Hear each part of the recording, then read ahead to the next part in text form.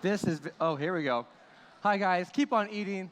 Don't mind me. I'm just going to talk a little bit about Israel. And I mean, honestly, if you want to keep talking and eating, which that's good, do that. But yeah, I want to share just a little bit this morning of how the trip went. And also, first, thank all of you guys for your prayers, for your support.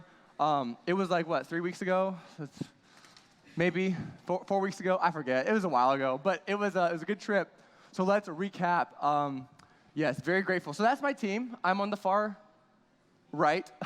And yeah, we're a pretty big group, 36 of us, minus the one guy that's not looking at the camera. He's looking down. But that is Jerusalem. You can see the Temple Mount, the Dome of the Rock right there. So yeah, that's our team. And I guess I want to preface this too. So what trip was this? It was, what's going on. Yeah, I brought that bird back from Israel. I did not. I didn't do that. But yeah, so this was a Bible-telling trip. So there was homework. It's technically a class. So I had I've already taken the class, but it's an undergrad class, 3 credits.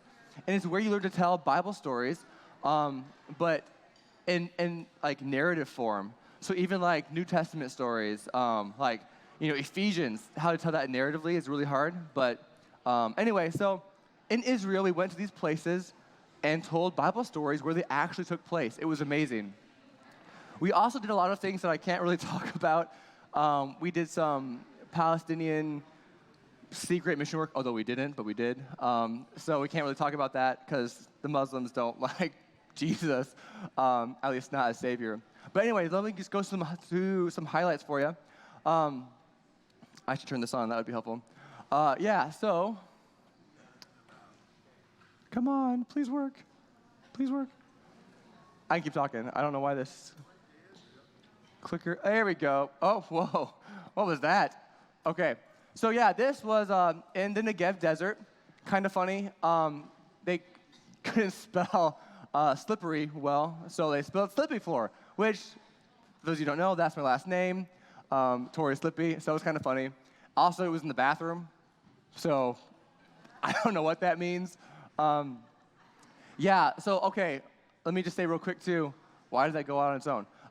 There are so many toilets in Israel, but they are all so different. There were 12 different kinds of toilets. And in Israel, I mean, they're super advanced, I guess, in their toiletry.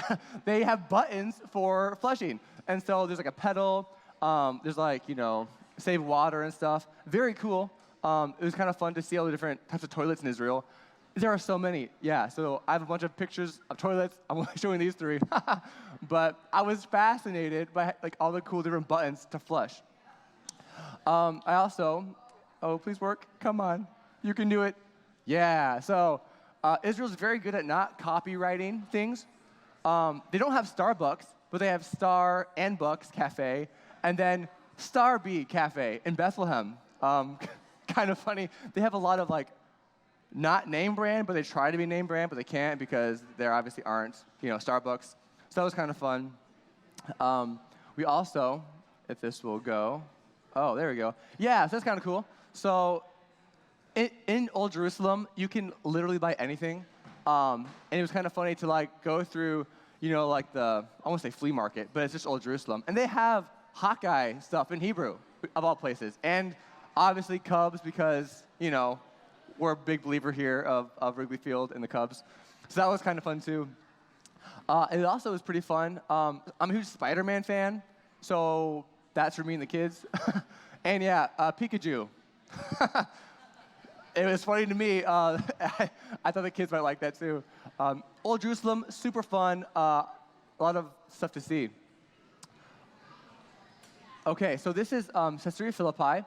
So now I'm going to get into kind of the locations where I went to. This is kind of fun. It just kind of give you a scenic view. Israel is super hot. Also, there was a heat wave going on during Israel, so it was 130 degrees. And the sun there is not like the sun here. 90 degrees there, you get burned very fast. It was so hot. And so also shout out to all y'all who prayed for me because I overheat. I have heat problems. It was amazing. God kept me alive. And they lost my luggage, which is okay. I mean, so quick story. So from the flight from London to Tel Aviv, Israel, It was like a long flight, which is fine. Anyway, I'm in the plane, and I'm like, I have my carry-on, right? I have a change of clothes on my carry-on, which is cool, right? I'm sitting next to this family with a baby, and I love babies, super sweet. The baby puked on me, not so sweet. So I'm like, oh, that's okay. I have a change of clothes. It's all good. I'll just change, in the bathroom. So I changed my clothes. Anyway, that being said, they lost my luggage, so that's all I had for like 5 days. And so I washed my clothes in the sink. I got really good at that. Also, they will get you. I went to like a hotel, like, hey, I can't find like washer and dryer because they don't really dry clothes in Israel because it's so hot. And I'm like, can I like use your washer? I'll pay you whatever. And like, yeah, $2. I'm like, oh, that's great. Yeah, laundry for $2. That's cool. So, to get some of the vomit stuff out. And they're like, no, per item. So a pair of socks is $4. I'm like, what? So anyway, don't be fooled. I almost got charged a ton of money for very little clothes. I digress. Anyway, I got good at washing my clothes in the sink. That has nothing to do with Sister Philippi, but that's the first day there in Israel. We went there. So the Dead Sea, super fun. I fell. So I climbed a tree and I got scraped and fell. I'm fine though. But because of that, my cuts, I couldn't go into the Dead Sea. And so that is the Dead Sea right there. It is so salty, which is why everything dies there. It's called the Dead Sea, nothing can live. But because it's so salty, maybe more ways than one, when you go into the Dead Sea, you don't sink. So you can literally, like, if this is an incline and you're like walking, and then like you keep walking, and you're underwater, you can keep walking, like your waist down, and it's weird, but you don't sink because of all the density of the salt. So it's kind of fun. I got to watch them do that. It's okay. It burns. I was okay not burning. So this is kind of cool. This is me climbing a tree, and I'm dabbing for my kids. I was the only pastor. It's kind of weird on the trip. Also one of the youngest people there. A lot of missionaries, but they weren't pastors. And they're like, do something pastoral. I'm like, okay. And so I dabbed. They didn't like that. I'm like, my kids will like this. So that's for you guys. I know where you are. Also, I'm a nerd. I love jumping. And so we climbed Nimrod's castle, which isn't really a biblical site, but it was like, it snows up there. So I'm like, let's go someplace cold because I'm dying. And I only have one outfit. And for the love of all y'all, I should not be sweating so much. So they took me here. They didn't take me here. They took the group there. But it's kind of a nerdy thing. It's kind of tradition for me now to jump when I'm like on a mountain. So this is Shiloh. Okay, so Shiloh is super cool, guys. This is like a really fun thing I didn't think I would learn. So we're in Shiloh, and that's kind of where they had like the first temporary tabernacle, which is kind of cool. It's kind of where Israel came into their sacrifices before the temple was built. Well, our group is walking in Shiloh, and there's this guy, and he's white. I'm like, oh, that's cool. And he like has a whole squad of people. He's like the leader of an archaeology team, and he's like, hey, you guys. I'm like, oh, what? He's like, are you guys Americans? I'm like, someone speaks English, yes. I'm like, yeah, we're Americans. And they're like, he's like, that's so cool. I'm from Texas. He's like, we have a really cool digging team here in Shiloh. And he's like, we just found something amazing. Is it okay if we take your team to go check it out? We're like, yeah, you found something, archaeology is, that's cool, show us. So this guy, such a easily excited guy, so fun. He's like, guys, come over here. So we got to run over to this like dig site, right? And he's like, look what we found. We just did some like water sifting, and we found a bunch of rib cages from the right side. Good for you. Why? He's like, this is so cool. I'm like, well, why is this cool? He's like, dude, are you guys religious at all? And I'm like, oh, we're Christian. Yeah, sure, we're religious. He's like, well, I'm an atheist. He's like, but we just found these rib cages, and according to the Leviticus 3, when they did sacrifices, they would cut the animal down the side, and they would throw away one of the sides and just keep one of the sides. He's like, so we have all these bones from rib cages of animals, which means this is where they did sacrifices. He's like, isn't this cool? And I was like, that's amazing. And I'm like, and you're an atheist? It was weird to me. For him, it's a job. He loves finding out these things, and he's using the Bible as a map. And it's like, you just grew my faith, but you don't even have faith. It was kind of a weird, surreal thing how perspective changes everything. But that was really cool to be in Shiloh and to be able to have that experience. Also, fun fact, so the headband, the turbans, I always thought, like, that makes no sense. It's hot out. Let's put something on our heads to keep us cooler. And to be fair, there's some truth to that. However, though, I realized that the turbans they wear, which I'm wearing in that picture, it's not actually for heat. I mean, it does help because the sun is very hot there, but it's actually for dehydration. Apparently, you sweat less when you're already like moist around your head, and so to not dehydrate as fast, they wear those. So that was kind of interesting. Fun fact for you guys there. Oh, Galilee. I love Galilee. Galilee, like if I could like honeymoon somewhere, it would be here. To be fair, the kibbutzes here, which is what the houses are called, are very nice. Galilee is so cool. I got a couple pictures of Galilee. That's Galilee in our bus. And okay, yeah. So let me explain here. So Galilee is special to me for a lot of reasons. One of them you can see on the left there. I'm like on the Sea of Galilee. And Galilee, so I'm going to go back for a second here. Those mountains and stuff, oh yeah, those are pretty cool mountains. They're huge. So those mountains on the far right, that's what I'm standing on, one of them. They're ginormous. And it's funny because Galilee is like surrounded by mountains, and so when storms come through, they pick up in 5 minutes. You have a crazy storm. So it's kind of fun to read the gospel, like, oh yeah, this storm just came in, like you did not see a storm coming, but because the ways the mountains are designed, the way the wind works, it like circulates really fast, almost like tornado-like. Temporary tornadoes in Galilee, kind of fun. Anyway, the middle picture, so we're hiking up there, and okay, guys, right, so this is the first week, and I have no clothes, and all my like, vitamins and like electrolytes is like gone, and so we're walking through like this watermelon patch. I'm like, I just want to eat a watermelon, and like, I'm not going to steal someone's watermelon, right? I kind of stole. I didn't steal it. It was on the ground, a small one. Like, it's a baby watermelon. So I pick it up, like, this is so cute. And there was a lady, I don't know, I don't speak Hebrew, but she's like, she said, she's in English, she's like, keep it. I'm like, oh, I would just get in a picture with her. She's like, no, keep it. She's like, I think the word she said, you are very wet, keep it. Yeah, I'm very sweaty. Okay, cool. But that was kind of fun. People that have nothing are so generous. Even with like the giving I received, like, it's just so cool to see how people are so generous.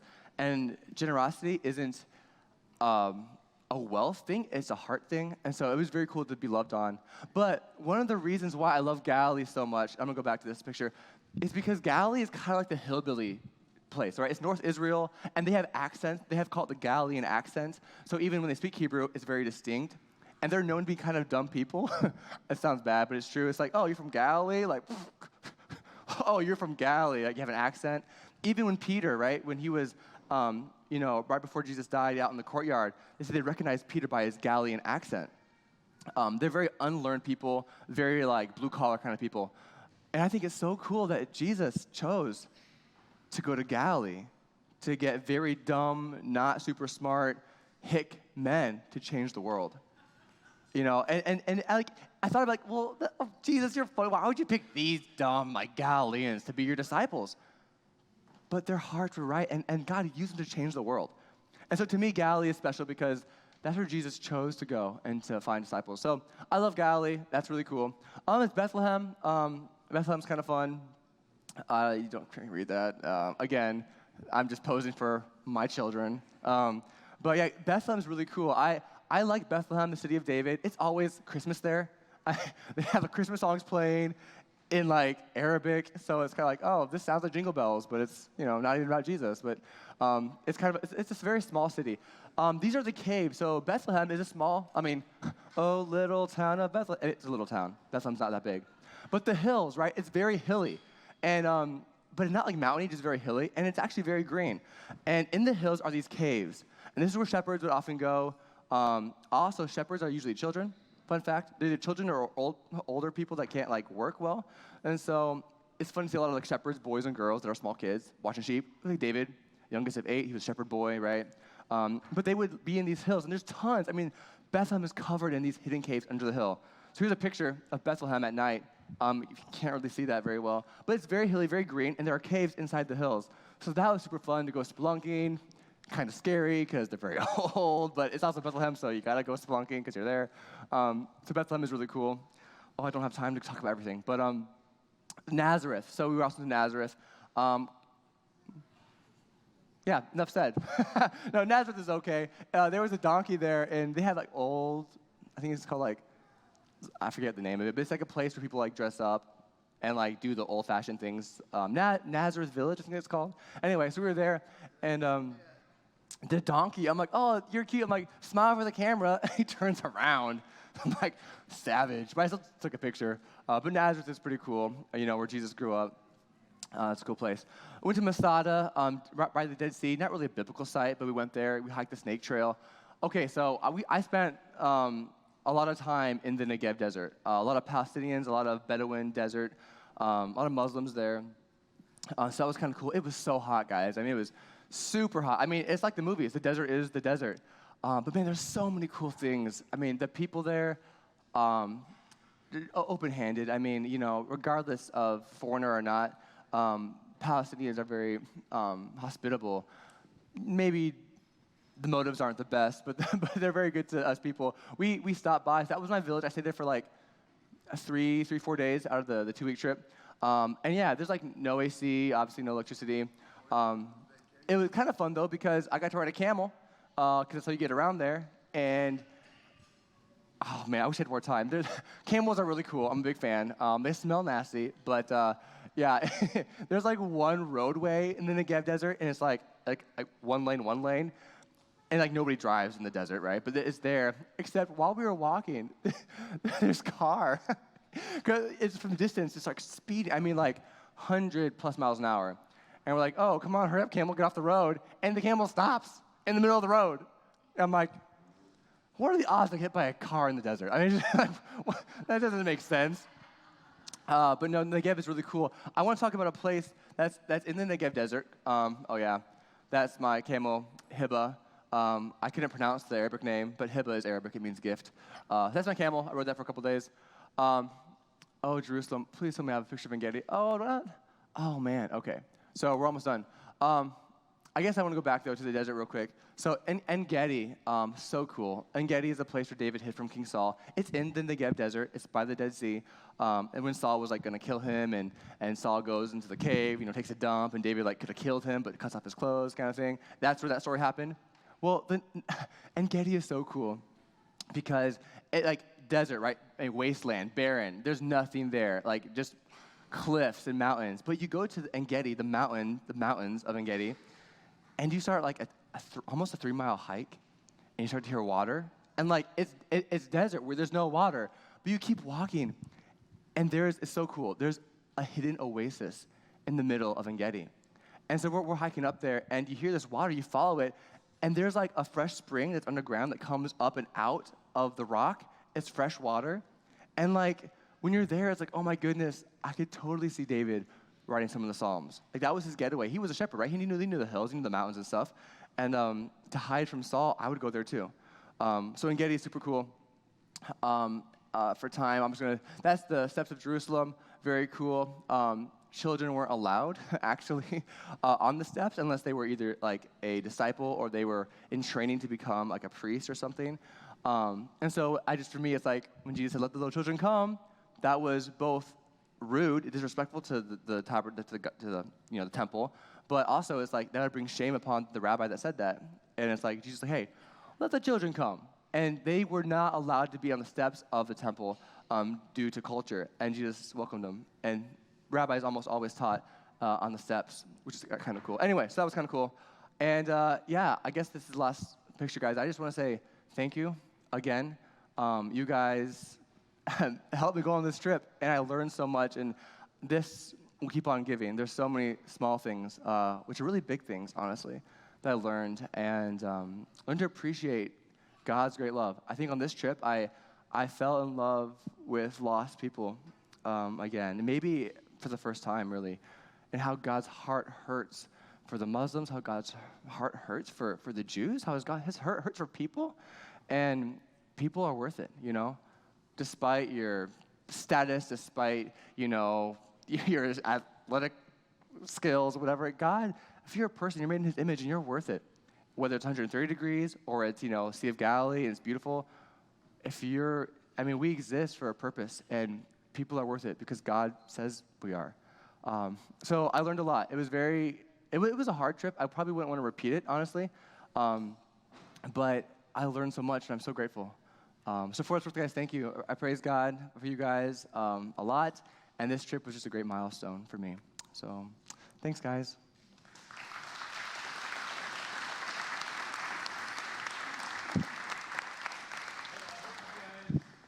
you guys have enjoyed your breakfast so far.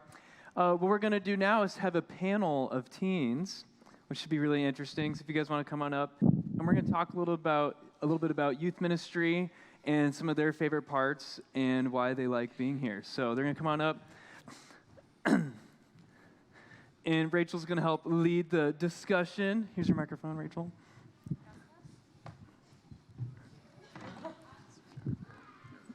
Okay, I'll sit on the end. So, right. Hi Oakland, I'm Rachel. I'm a member of the youth group here. We decided to get all our teens together and kind of ask them some questions on how youth group has impacted us, what we like about it, and stuff like that. Oh, that's a shame. Okay, so let's begin. Question number 1. What is your favorite memory of youth group? My favorite memory is probably it was the past spring retreat, and a few of us jumped into a swimming pool. Okay. Mine's probably camp and all our treats because they're really fun, and you get to do stuff like tubing and cliff jumping. It's really fun. You guys hold the mic a little Camp bit. Table Rock. It's really fun. Okay. My favorite memory is also camp. I went for the first time last year, and I just really enjoyed it because I grew closer to God through it, and they did a really, really good job of keeping you entertained, but also learning a lot about Jesus and just believing in him and all that. I would definitely have to say every single year of camp because it's just so much fun. Two, I love the way that Rick talks to us and helps us understand more about God, and it also helps us feel like we can relate more so that we can actually connect with him. Yep. You want to pass that mic back down, and maybe you can answer the next one. Our second question is, what is your favorite memory of youth group? Probably all the overnighters that I've ever been to, mainly because it's pretty entertaining when people see me extremely sleep deprived, and honestly, it's kind of fun to see other people sleep deprived. Probably the lock-ins. I remember one of the lock-ins, we got like a cardboard box from the teen room and slid down the stairs over there on the cardboard box and used it as a sled. And it was really fun. I'd probably also have to say the lock-ins. They are extremely fun, and staying up all night is pretty fun. Well, besides the lock-ins, because those are pretty fun, I remember this last retreat, literally, we were walking down to go, to where the crosses are, and, there's also some caves.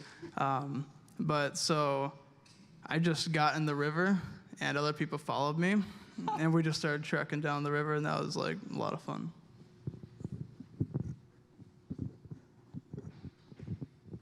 Okay, our third question is, how has going to youth group helped you grow closer to God? Tyler, do you want to use the microphone down there? You start this time. I would say that the youth group has helped probably not just me, but everyone here grow closer to God because so there's been 3 different pastors. It's been you, Sean Ainsley, and Tom. But throughout all of you guys, I really enjoy all the love and how much you guys actually care about us. And just because knowing that you do care about us, it helps us understand God's love. And the way you bring it to us, I think it's really amazing. I would agree with Tyler, but I would also say that you do a really good job Lucas does a really good job of keeping it fun, but also making it about Jesus and really like hammering it into our heads that like Jesus is the most important thing in our lives. And yeah, I just enjoy coming to youth group because of that. I think youth group has helped me grow like closer to God because I know a lot of people that like go to our youth group. Well, most people go to like public schools and stuff, where we're all surrounded by like people who don't believe in God. And so when you come to youth group, it's just like a nice refresher to know that like God is there for you and stuff like that, and will help you to like bring others to Jesus. I think youth group has definitely helped me grow closer to God as a person, through mainly like a lot of really great friends, because in the past I have not had a lot of great friends that have been like supportive of like my religion and stuff like that. And so it's really great to like come to a place where I can share that openly with people that believe in the same things I do. Our last question is, what is the best part of youth group? Not just a memory or an event, but what do you feel really impacts you? What's the best part about it? Altogether, I think the best part about youth group is just like the people in general, because like I said before, there's like a lot of great people here that share like the same beliefs as like me and like other people, and it's kind of nice to share those beliefs openly. Probably the worship and the way that Lucas preaches, because like he makes it entertaining so you don't fall asleep during like the sermon, and he always has like really good topics.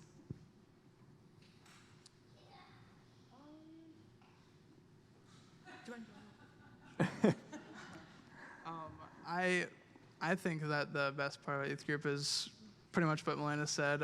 Sometimes we do, like we have like a video that helps, like that's a video lesson, but I much rather prefer when Lucas actually preaches, because then it's when it's actual Lucas, I think, because he's always been like really cool and I look up to him. I think that hearing him talk to us, helping us understand, I think that's just probably the best part.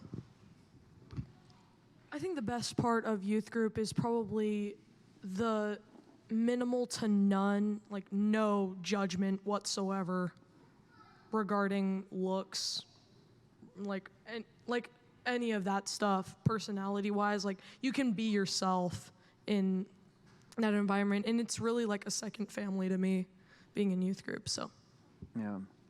Melina, did you want to add something? Okay. Yeah. All right, well, let's give a round of applause then for our teen panel. You guys did a great job.